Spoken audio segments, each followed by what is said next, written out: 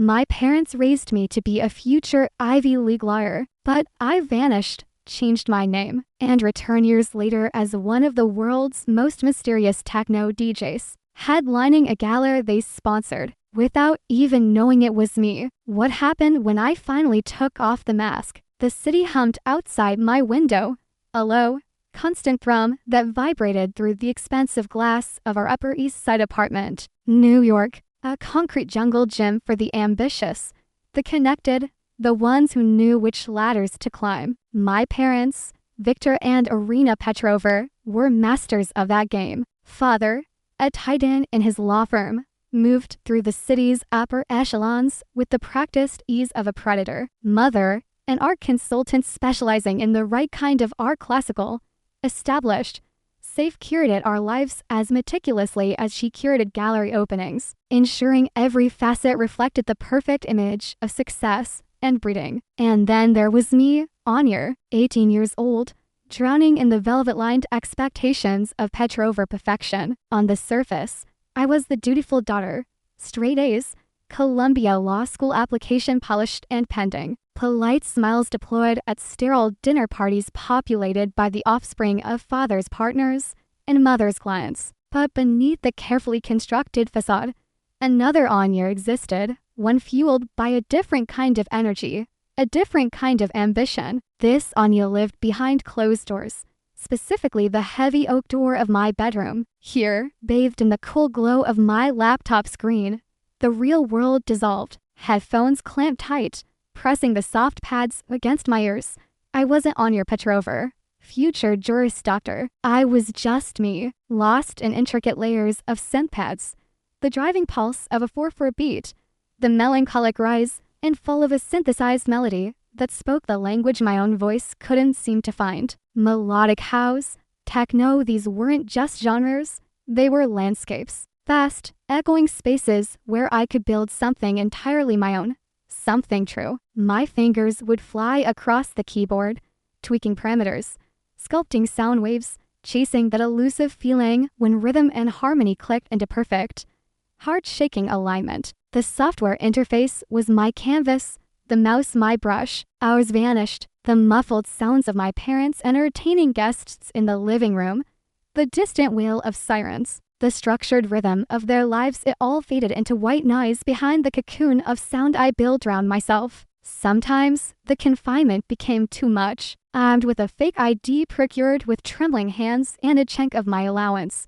I'd slip out after my parents were asleep, or under the guise of a late-night study session at a friend's. The subway became a portal, rattling me away from the polished marble lobbies and manicure parks of the US, down into the pulsing, grimy veins of Brooklyn. The clubs weren't glamorous. They were dark, sweaty, vibrating spaces where the bass physically rearranged your insides. But standing anonymously in the throng, feeling the collective energy swell as a DJ masterfully navigated a set, watching the crowd move as one organism under the hypnotic spell of the music, that was where I felt truly alive. That was where I found my tribe.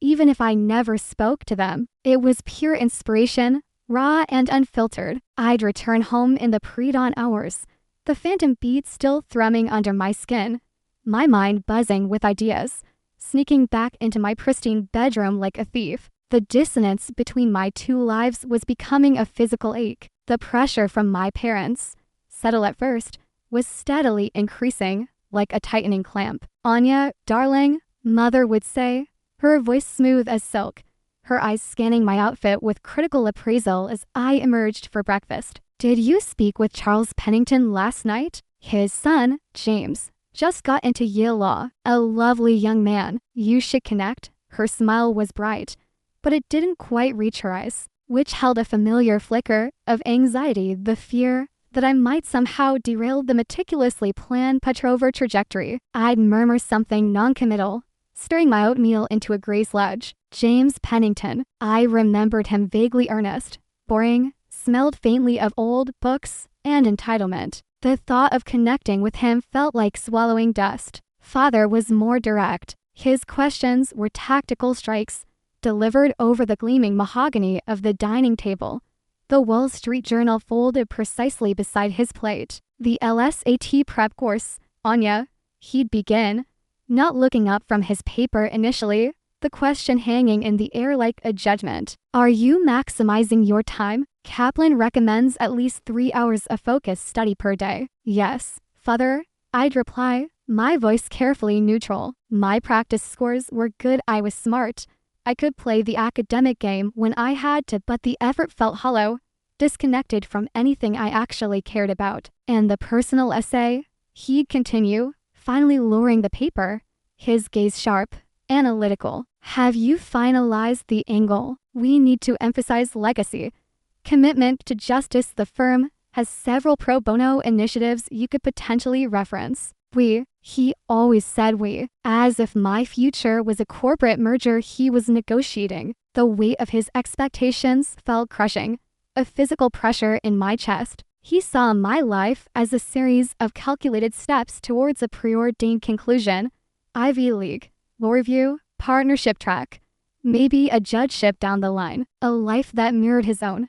A life that would reflect well on the Petrova name. My music. He didn't even know it existed beyond the classical piano lessons I'd endured and thankfully been allowed to quit years ago. To him, anything outside his prescribed path was frivolous, a distraction, potentially damaging. I'm working on it, Father, I'd say, focusing on a point just past his shoulder. His stare lingered a moment longer, assessing, before he returned to his paper with a decisive rustle. Silence would descend, thick and heavy, broken only by the clink of silverware on china. Mother would offer a strained smile, a silent plea for compliance. The more they pushed, the more I retreated into my sonic world. It was my sanctuary, my rebellion, my only means of breathing. The melodies I crafted became tinged with a growing melancholy. The beats heavier, more insistent. It was the sound of a cage rattling, driven by a desperate need for validation. For someone to hear what I was pouring my soul into, I started sending out demo tracks, tentatively at first, using an anonymous email address, targeting small, independent labels and producers I admired, names whispered in the forums I frequented online. Each click of the send button was a tiny leap of faith into the void, followed by days of obsessive email checking, my heart lurching at every notification chime. Mostly, there was silence. Rejection emails, when they came, stung, but also fueled a strange, defiant fire. They don't get it yet, I'd tell myself, but someone will. Then, one gray Tuesday afternoon, it happened. An email landed in my inbox, not from a label, but from the organizer of a small, independent electronic music festival happening in a repurposed warehouse space in Bushwick. It wasn't a headlining slot, not even close. It was an offer to play the opening set, an hour early in the evening, likely to a sparse crowd still trickling in. But it was real, an invitation to share my music, my actual music, with actual people in a space dedicated to the sound I loved. My breath caught. My hands trembled as I read and reread the message. A giddy, unfamiliar lightness bubbled up inside me, pushing against the chronic anxiety that had become my default state. They'd heard my demo, Starlight Fade, a track born from lonely nights staring at the city lights, weaving a simple, haunting melody through layers of atmospheric pads and a driving techno rhythm. They'd liked it. They wanted me for a delirious hour. I paced my room, headphones on, listening to my own tracks, imagining myself behind the decks, seeing faces in the darkness reacting to the sounds I'd created. This was it. This was the proof I needed, the validation. Maybe, just maybe, if I showed my parents this tangible offer, this small step into a world they didn't understand, they would see that this wasn't just a childish hobby, a phase. They would see the passion, the potential. The naivete of that hope strikes me now, cold and sharp. But then, buoyed by adrenaline and a desperate craving for acceptance, I believed it was possible. That evening, I waited until after dinner. Mother was arranging flowers in the living room, her brow furrowed in concentration. Father was in his study, likely reviewing case files. The apartment was quiet, filled with the soft glow of expensive lamps and the scent of lemon polish. My heart hammered against my ribs like a trapped bird. I took a deep breath, clutching my phone with the email pulled up like a shield. I found father first. He was leaning back in his leather chair, glasses perched on his nose, a thick legal brief open on the antique desk. The room smelled of old paper, expensive cologne,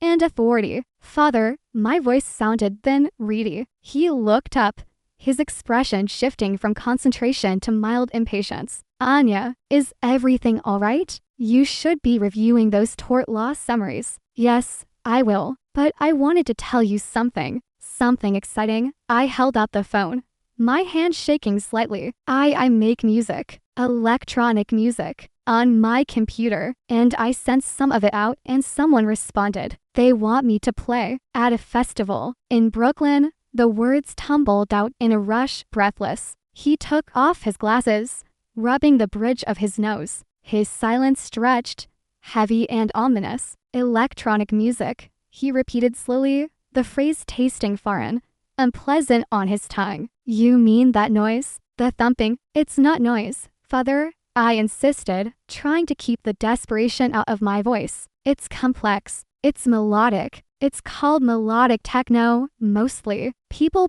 connect with it. This is a real opportunity. It's just an opening set, but it's a start. He stood up then, his tall frame filling the doorway as he moved towards me. His face, usually controlled, was clouding over with something I recognized instantly.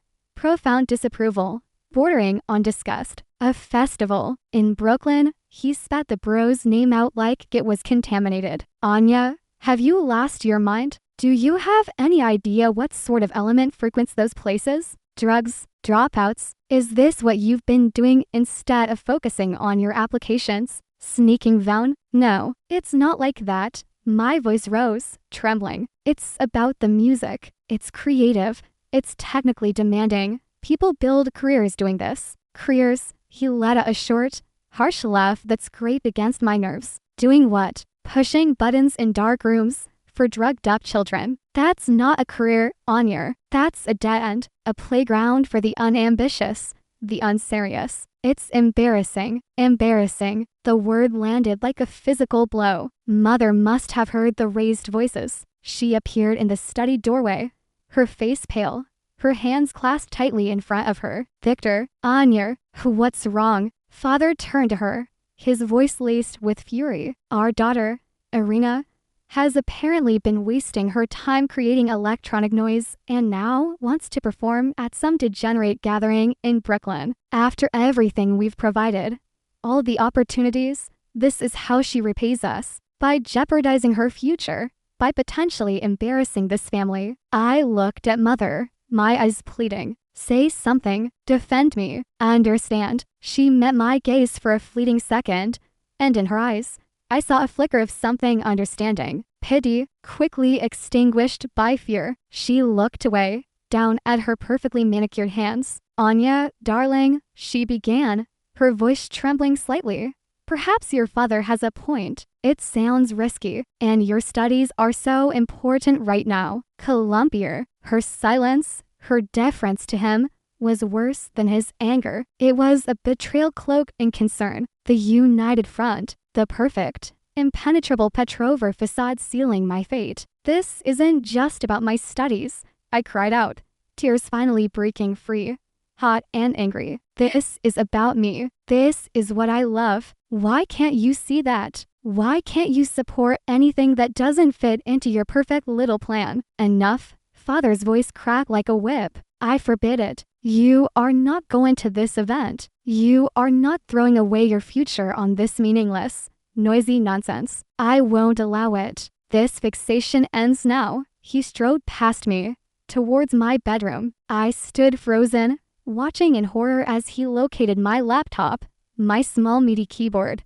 my headphones, my entire world. He unplugged everything with sharp, decisive movements. What are you doing? I whispered, horrified. I'm removing the distraction, he stated coldly, gathering the equipment in his arms. You'll get this back when you've submitted your acceptance to Columbia Law, and not a moment before. And let me be perfectly clear, Anya, if you defy me on this, if you pursue this foolishness, consider all financial support cut off. University, housing, everything. You'll be on your own. Focus on what matters. Focus on the path we've laid out for you. It's for your own good. He walked out of my room, carrying my confiscated dreams under his arm. Mother stood in the hallway, wringing her hands, avoiding my eyes. The apartment, usually a symbol of comfort and security, suddenly felt like a prison, opulent but suffocating. I stumbled back into my now silent room. The space where my laptop had been felt like a gaping wound.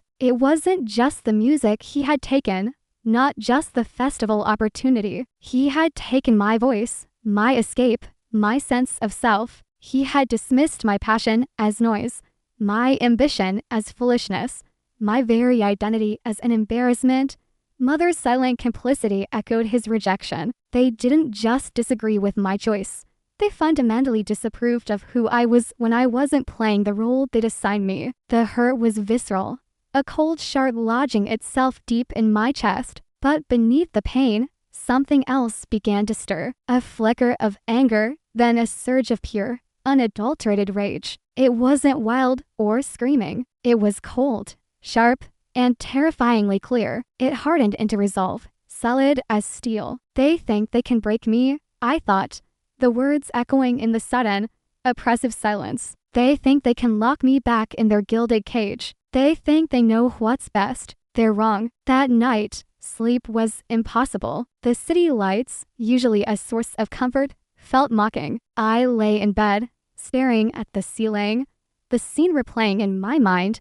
Father's dismissive anger, mother's averted gaze, the sight of my equipment being carried away like contraband, the humiliation, the utter lack of understanding, the betrayal. The rage didn't dissipate. It coalesced into a plan, audacious and terrifying. I got up, moving silently in the dark. My savings, babysitting money, birthday checks I'd never cashed, hoarded away for I didn't know what. Until now, it wasn't much. Maybe a couple of $1,000, enough for a plane ticket. No, probably not transatlantic. A bus, a train, somewhere far away, somewhere they couldn't reach me, couldn't control me, somewhere the music thrived. Berlin, the words surfaced in my mind, insistent. The techno capital, a city rebuilt from ruins, a haven for artists, misfits, creators, a place where electronic noise was revered, studied, celebrated. My fingers flew across the keyboard of the old family desktop in the study. Thankfully, Father hadn't thought to confiscate access to that one-way bus ticket. New York to where? Somewhere closer first. Maybe Chicago. No, go big or go home. And I wasn't going home. I rerouted flights. A complicated, multi-leg journey ending in Berlin. It ate almost every cent I had. Confirmation booked. Printer whirring softly in the silent house. I packed a single backpack. Essentials only. Clothes, toiletries, my passport, the printed flight itinerary. I hesitated over a framed photo of my parents and me, taken years ago on a family vacation. Smiles bright and uncomplicated. With a pang, I left it behind. That life was over. Finally, I took a sheet of heavy, cream-colored stationery from Father's desk, the kind he used for important correspondence. My hand was surprisingly steady as I wrote. No pleas, no explanations, no lingering anger. Just a cold, simple statement. You were wrong about me, about the music, about everything. I'm going to prove it. Don't look for me. I didn't sign it, love. Anya, I didn't sign it at all. I left the note propped against the sugar bowl on the kitchen counter, where they'd find it in the morning. Slipping out of the apartment before dawn, the heavy front door clicking softly shut behind me felt like shedding a skin. The New York air was cool, carrying the scent of exhaust fumes and damp pavement. I didn't look back. The bus station, then the airport sequence felt dreamlike, fueled by adrenaline and a terrifying sense of freedom. As the first plane finally lifted off the tarmac,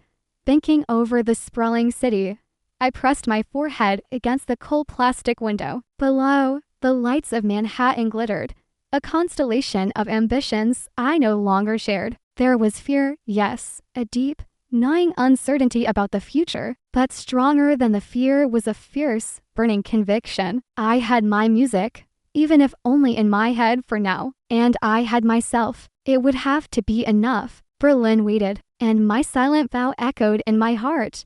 I will make you hear me. Berlin greeted me not with open arms, but with the gritty, indifferent embrace of a city that had seen empires rise and fall and wasn't easily impressed. The initial weeks were a brutal crash course in reality. My carefully hoarded savings evaporated with alarming speed, swallowed by a deposit on a tiny, damp room in a shared flat in Neukölln, basic necessities, and the bewildering bureaucracy of registering as a resident. The German language, which had seemed vaguely romantic in textbooks, became a frustrating barrier, reducing me to pointing, gesturing, and relying on the kindness of strangers who switched to halting English. Loneliness was a constant companion. The vibrant anonymity I'd crave in New York felt different here, colder, more isolating. There were no familiar safety nets, no parental credit cards to fall back on, no one to call if things went wrong, and things often felt like they were about to go wrong. To survive, I swallowed my pride and took whatever work I could find, scrubbing toilets in a hostel, waiting tables in a tourist trap cafe where my rudimentary German was barely sufficient, handing out flyers on street corners in the biting Berlin wind. The physical exhaustion was profound, a stark contrast to the intellectual fatigue of LSAT prep. My hands, accustomed to the delicate dance on a keyboard and MIDI controller, grew rough, calloused. Some nights, I'd return to my cramped room, the smell of disinfectant or stale coffee clinging to my clothes, and collapse onto the thin mattress, too tired even to dream of music. Doubt, cold and insidious, would whisper in the darkness, was father right? Is this foolishness? Did you throw everything away for nothing? But Berlin also offered something New York never could: immersion. The city pulsed with a creative energy that was palpable, woven into its very fabric. Music was everywhere, spilling out of basement clubs, echoing from street performers, debated passionately in smoky bars. Techno wasn't just background noise. It was a cultural cornerstone, a living, breathing entity. And within this ecosystem, I slowly, tentatively, began to find my footing. Every spare euro I earned went towards rebuilding my arsenal, not the sleek, new equipment father had confiscated, but second-hand gear bought online or from dusty shops tucked away in side streets. An aging laptop that wheezed protest but ran my software, a battered drum machine with a few sticky pads, a pair of cheap monitor speakers that crackled if pushed too hard. It was a patchwork setup, a far cry from the pristine tools I'd left behind, but it was mine, earned with my own sweat and sacrifice. In the precious hours between shifts, fueled by cheap instant coffee, I poured myself back into the music hut. The hardships, the loneliness, the grit of my new reality, it all bled into the sound. The melancholic melodies remained, but they were deeper now, tinged with a raw, resilient edge. The beats became more driving, more hypnotic, reflecting the relentless pulse of the city itself. I wasn't just escaping anymore. I was processing, translating my struggle into sonic textures. I started frequenting the clubs again, not as a wide-eyed tourist, but as a student, watching local DJs, analyzing their track selection, their transitions, the way they read the room. I began, hesitantly, to talk to people, other producers sharing tips in online forums, DJs lingering after their sets, regulars at the small electronic music shops. The language barrier was still there, but the shared passion for sound created its own form of communication. I learned about production techniques I hadn't known existed, discovered obscure artists who blew my mind, absorbed the subtle nuances of the Berlin sound. Slowly, painstakingly, I started building a new identity. Anya Petrover, the disgraced daughter of a New York lawyer, ceased to exist. In her place, Nyx began to emerge. The name felt right, evocative of night, of mystery, of the deep, immersive soundscapes I was striving to create. Under this moniker, I started uploading my new tracks to SoundCloud. Trucks born in that damp Nukon room, crafted on salvaged equipment, infused with the struggle and soul of my Berlin existence. The first few uploads were met with the familiar digital silence, but I kept going, refining my sound, pushing my boundaries. Then, a few plays turned into a few dozen. A comment appeared, deep stuff, keep going. Another, loving this groove. Small sparks, but enough to keep the fragile flame of hope alive. I started sending demos out again, this time to local Berlin labels, the ones respected within the underground scene. More rejections followed, but they felt different now, less like personal failures, more like data points on a longer journey. One evening, after a particularly grueling shift at the cafe, an email arrived. Not a rejection. It was from a small, but highly respected independent label based in Kreuzberg, known for championing innovative techno and house artists. They'd heard my track Asphalt Bloom, a piece that contrasted stark, industrial beats with unexpectedly tender synth melodies. They wanted to sign it for a compilation EP, and they were interested in hearing more. I read the email 3 times, convinced my tired eyes were deceiving me. Tears welled up, not of sadness or frustration, but of overwhelming relief and validation. It wasn't a major deal, not a path back to luxury, but it was a foothold. Someone believed in the music. Someone wanted to put the name Nyx out into the world. That first release was a turning point. It gave me legitimacy within the scene. Other labels started to notice. I collaborated with a local producer I admired,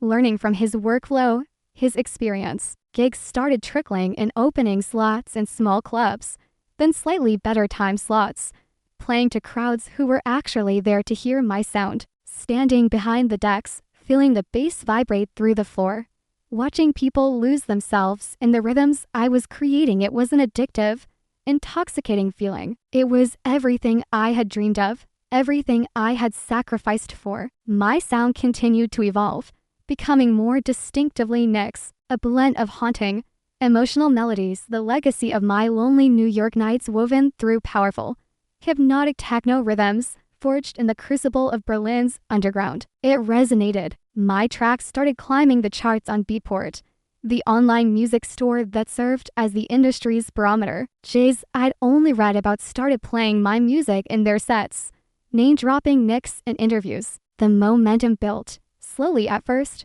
then with gathering speed. The small Kreuzberg label couldn't keep up. Offers came from bigger, international players. I signed with a prominent European electronic music label, one with global reach. Suddenly, Nyx wasn't just a Berlin name. She was playing major festivals, Melt in Germany, then Sonar in Barcelona, Aid in Amsterdam, flying to gigs, navigating airports, sound checks, hotel rooms. It became a new kind of exhausting, but exhilarating routine. My visual identity became part of the Nyx persona, partly out of a lingering desire for anonymity, partly as a conscious artistic choice.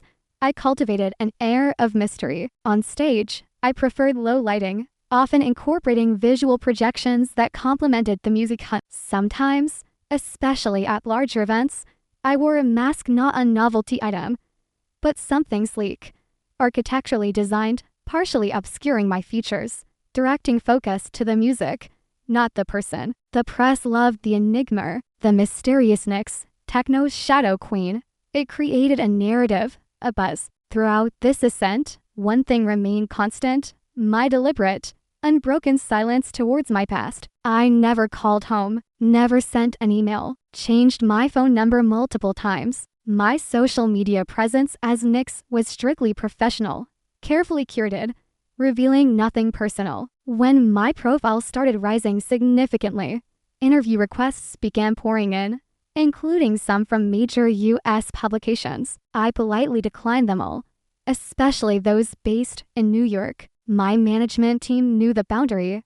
No U.S. press that might bridge the gap back to the Petrovus. This silence wasn't born solely of lingering hurt, though the wound was still there, a dull ache beneath the surface. It had evolved into something else, a quiet, patient form of reckoning. I didn't need to scream or rage anymore. My success was becoming its own statement, louder than any argument I could have made in father's study. I wanted them to find out on their own. I wanted the discovery to be stark, undeniable. I wanted them to confront the reality of what they had dismissed, who they had underestimated. I envisioned the moment, them perhaps idly scanning a guest list or overhearing a conversation, stumbling upon the name Nix, slowly connecting the dots, realizing the embarrassing noise their daughter chased had become a globally recognized sound. The thought provided a cold, sharp satisfaction. It wasn't about forgiveness, not yet. It was about truth, their truth, forced upon them by the undeniable weight of my reality. They had tried to extinguish my fire, but it had instead forged me into something stronger, something they couldn't control or comprehend. And the silence was my way of holding the mirror up to their faces, letting them see the reflection of their own blindness. The waiting game was long, but I was patient. My music was my voice now, echoing across continents. While back in that luxurious Upper East Side apartment, there was only silence. Years melted away, measured not in seasons turning on the Upper East Side, but in festival cycles, album releases, and the relentless forward march of the global electronic music scene. Berlin remained my anchor, my chosen home, though much of my time was spent navigating the transient world of international touring. Nix had become more than just a name. It was a brand, a recognized force in melodic house and techno. My tracks consistently topped charts. Collaborations with industry legends materialized, and the mask became an iconic, recognized symbol. The anonymity it provided was still a comfort, a shield, but it also amplified the mystique, fueling the public's fascination. Then, an email landed in my manager's inbox that made even his usually unflappable demeanor crackle with excitement. A high-profile charity gala in New York City, an intersection of tech R&D funding and art philanthropy, aiming to raise money for youth music education programs. The irony wasn't lost on me, a bitter little smile playing on my lips as he relayed the details. The organizers wanted a headline musical act, something cutting-edge, globally renowned, to be the centerpiece of the evening. They wanted Nix. It would be my first official, public performance in the United States. In New York, my manager, Dieter, a sharp, pragmatic Berliner who knew my boundaries, but also recognized a strategic opportunity, laid it out. It's prestigious, honor, a different kind of exposure, affluent crowd, major media presence, good for the brand diversification. He paused, his gaze steady. And the primary platinum sponsor is the law firm Petrover, Vance and Sterling. The name hit me with the force of a physical impact. Petrover, Vance and Sterling, father's firm, the engine of the life I'd fled, the symbol of the expectations I'd defied. Sponsoring a gala where I was the headline act. The universe, it seemed, had a penchant for savage poetry. A cold wave washed over me, followed by a strange, detached calm. This wasn't just an opportunity. It was the culmination. The stage was literally being set for the confrontation I had unconsciously been building towards for nearly a decade. Any reservations? Dieter asked carefully, watching my reaction. I shook my head, a slow, deliberate motion. No, we accept full production, our usual terms. And Dieter, I added, my voice low and steady, ensure the pre-event publicity emphasizes the Berlin-based international artist angle. Keep the personal background vague. Let the mystery build. He nodded, understanding implicitly. Consider it done, Nix. The weeks leading up to the gala were a blur of logistics, music preparation, and a low-level hum of anticipation that vibrated beneath my professional focus. Flying into JFK, seeing the familiar skyline emerge from the clouds, didn't trigger nostalgia. It felt distant, like observing a past life through thick glass. We checked into a boutique hotel in Soho, far from the gravitational pull of the Upper East Side. My team Dieter, my tour manager, my VJ formed a protective bubble around me. The night of the gala arrived, crisp and clear. The venue was a stunningly converted industrial space in Chelsea, all exposed brick, soaring ceilings, and strategically placed modern art. Valet lines choked the street with black cars disgorging men in tailored tuxedos and women glittering with jewels. The air buzzed with forced laughter and the clinking of champagne flutes. It smelled exactly like the life I'd run from: expensive perfume, power, and a faint undercurrent of transactional obligation. Backstage, my setup was an oasis of focused calm amidst the surrounding chaos. My gear gleamed under the focused work lights. My VJ was running final checks on the intricate visuals we designed: abstract, evolving landscapes of light and shadow that would sync with the music cut. I wore a simple, elegant black outfit, practical for performing, but sophisticated. The mask rested on the console beside me, cool and smooth to the touch. Dieter relayed updates. Capacity crowd, lots of heavy hitters out there. And yes, he confirmed, catching my unspoken question, Mr. and Mrs. Petrover are seated at the main sponsor table, front and center, prime view of the stage. A flicker of something, nerves, all hurt, tightened my chest, but I pushed it down, channeling it into cold focus. This wasn't about them anymore. This was about the music. This was my stage, my terms. From the wings, I could hear the MC warming up the crowd, his voice echoing slightly in the vast space. He spoke of innovation, of philanthropy, of the importance of nurturing young talent. The irony continued to bite. Then, the tone shifted. And now, ladies and gentlemen, the MC's voice boomed, imbued with practiced enthusiasm, the moment many of you have been waiting for. An artist who has taken the global electronic music scene by storm. From the underground clubs of Berlin to the main stages of the world's biggest festivals,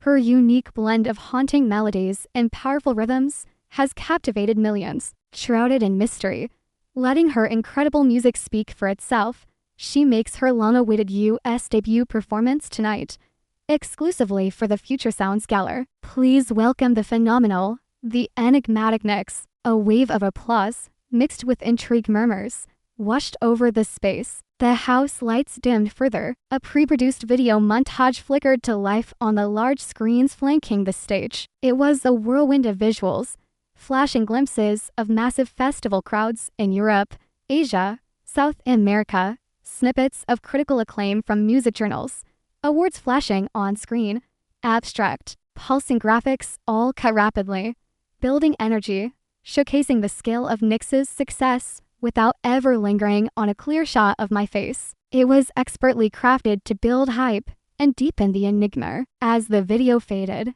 a single spotlight hit the center stage. Smoke swirled around the DJ booth. A deep, resonant synth pad began to swell, filling the room. This was my cue. I walked out, head down, focusing on the path to the decks. The applause swelled again, a wave of sound I felt rather than heard. I slipped behind the console, the familiar arrangement of controllers and mixers instantly grounding me. My fingers found their places. The mask went on, settling into place, transforming me. Nyx was here. I didn't look up immediately. I eased into the first track, one of my signature pieces, Echo Chamber, known for its slow building intensity, a haunting, cyclical melody woven through a deep, driving beat. It was a track about being trapped, about reverberations of the past, but also about finding a path through the noise. The sound system was superb, filling the cavernous space, the bass resonating deep in the floor,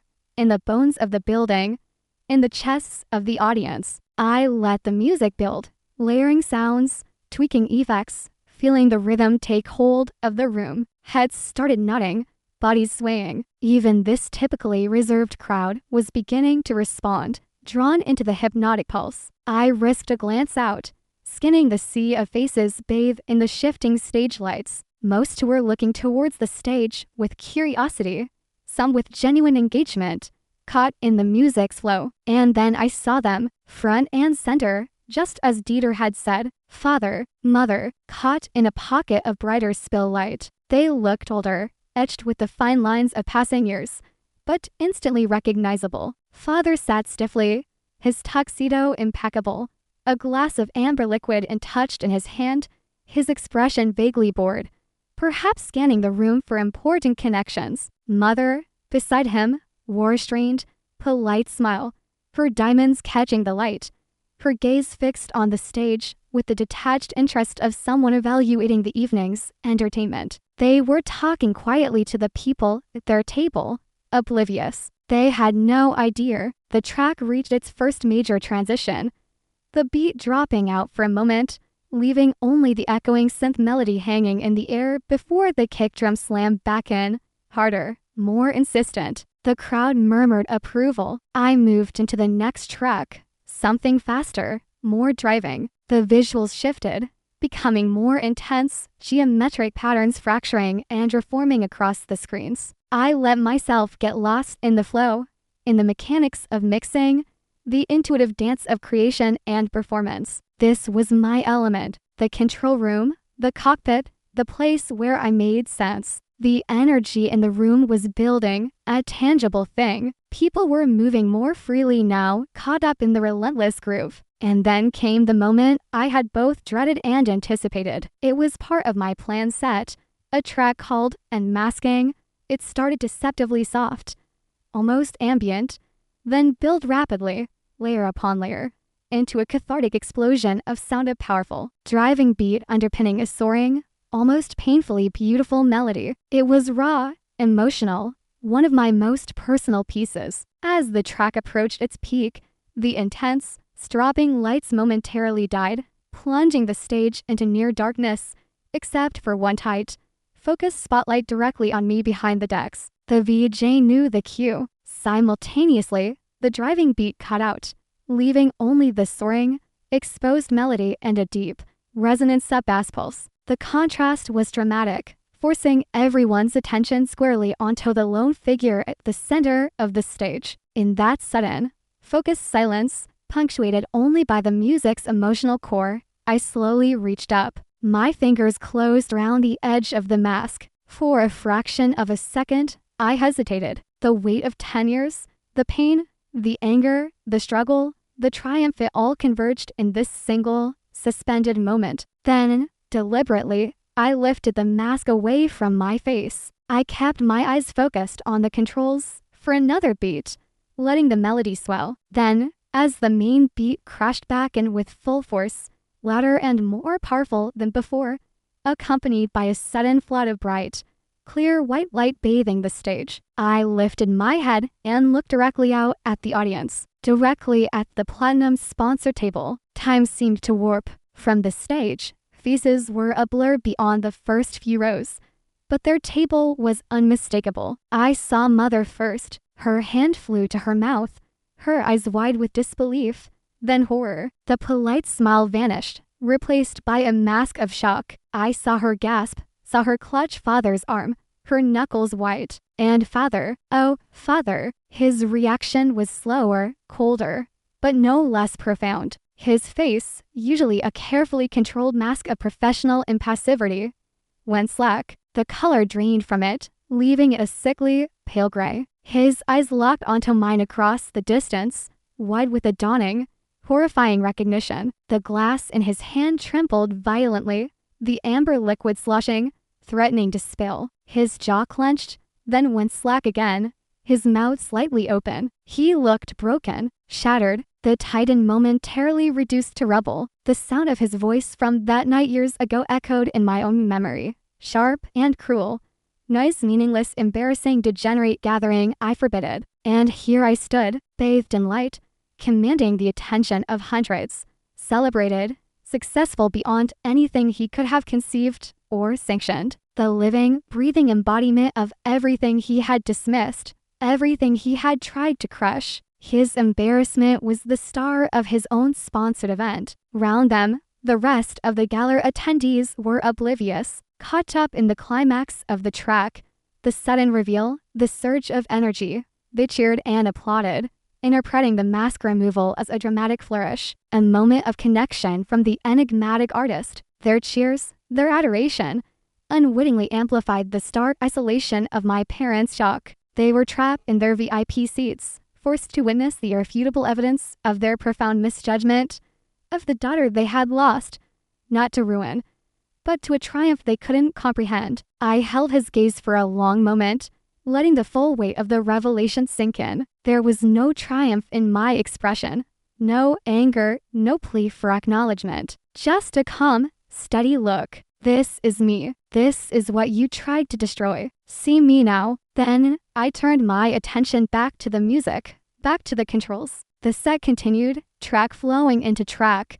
The energy maintained, the journey unfolding. But the axis of the night had shifted. The truth was out, hanging heavy and undeniable in the glittering air of the gala. The crescendo had been reached, the mask was off, and the reverberations were only just beginning. Part 4, Facing the Music and Coder. The final track faded out, leaving behind a lingering synth echo that slowly dissipated into the sudden roar of applause. It was thunderous, genuine, washing over the stage in waves. I allowed myself a small, brief smile, visible now without the mask. I bowed my head slightly, a gesture of acknowledgement to the crowd, then quickly gathered my headphones and stepped back from the decks as the house lights began to rise, signaling the end of the performance part of the evening. My team materialized instantly. Dieter clapped me on the shoulder, his eyes gleaming with professional satisfaction and something akin to a spectacular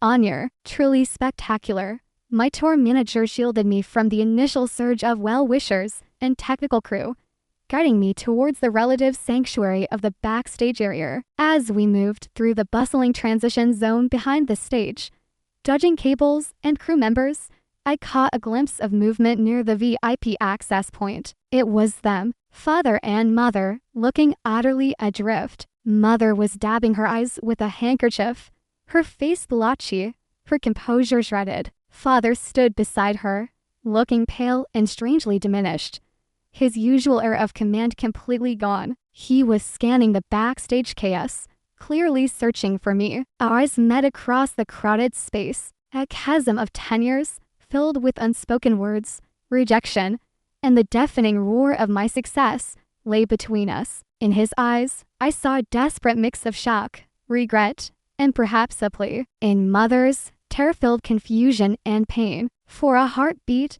the world seemed to slow down. The noise faded. It was just us, suspended in that moment of stark recognition. What did they want? An explanation, an apology. To offer one, did they expect tears? Recriminations? As seen, I offered none of it. Holding their gaze for just a second longer, I gave a single, almost imperceptible nod. It wasn't forgiveness. It wasn't invitation. It was, perhaps, the barest acknowledgement of their presence, of the shared history that was now irrevocably fractured. Nothing more. Then, deliberately, I turned away. I turned back to Dieter, back to my team, back to the demands of the present moment, debriefing the set, discussing the next steps, dealing with the label representatives who were already converging with congratulatory smiles. I let the professional facade click back into place, a different kind of mask, but just as effective. I didn't look back to see if they were still watching, if they tried to follow. I simply moved forward, leaving them stranded on the shores of their belated understanding. Later, from a distance, I saw them trying to navigate the backstage labyrinth, looking lost and out of place amidst the crew dismantling equipment and the small cluster of industry people congratulating me. No one paid them any particular attention. They were just two more well-dressed attendees in a sea of faces. Their platinum sponsor status granted them access, but it bought them no currency here. In my world, they eventually gave up, melting back into the thinning gala crowd, swallowed by the anonymity they had never experienced before. Standing there, surrounded by the genuine respect and admiration of people who value my work, my art, the life I had built brick by painstaking brick, I felt a profound sense of clarity. Their wealth, their social standing, the rigid framework of success that clung to it was utterly meaningless in the face of what I had achieved on my own terms. They hadn't just been wrong about my music, they had been wrong about the very nature of value, of worth, of a life well lived. Their rejection, intended to force me onto their path, had instead launched me onto my own, pushing me towards a destiny far richer and more fulfilling than anything they could have envisioned. Their lack of faith had inadvertently fueled my relentless drive. Their attempt to silence me had only made my music resonate louder across the globe. The satisfaction I felt wasn't the hot rush of revenge, but the cool, steady hum of vindication. They hadn't just lost the argument, they had lost the right to participate in my life, to share in my triumphs. The chasm created by their harsh words and lack of trust years ago hadn't magically closed with the revelation of my success. If anything, it had widened, solidified. They now knew who Nyx was, but they had irrevocably lost Anya. The gala ended. New York spat me out as quickly as it had drawn me in. There were flights to catch, studios waiting, new tracks demanding to be born. My journey continued, eastward bound, back towards the thrumming energy of Berlin, towards the next festival stage, the next creative challenge. The final image I carried wasn't of my parents' shocked faces, but of the pulsating lights of the stage, the sea of faces moving to my rhythm, the feeling of connection forged through sound. That was my reality now. My victory wasn't in their defeat, but in my own becoming. I imagine them sometimes, back in that silent, opulent apartment on the Upper East Side, perhaps sitting across the breakfast table, the Wall Street Journal lying unread between them. Maybe an article pops up on Mother's iPad, a review of a European festival, a mention of Nyx headlining, perhaps even a picture, mascot or off. It doesn't matter anymore. What do they say to each other? Is there blame, recrimination, or just a heavy, shared silence filled with the weight of unspoken regrets? They must understand now. Success isn't confined to the hallowed halls of Ivy League law schools or the sterile predictability of corporate ladders. Passion, real passion, pursued with relentless dedication and a belief in oneself, can carve its own path, build its own empire, even from meaningless noise.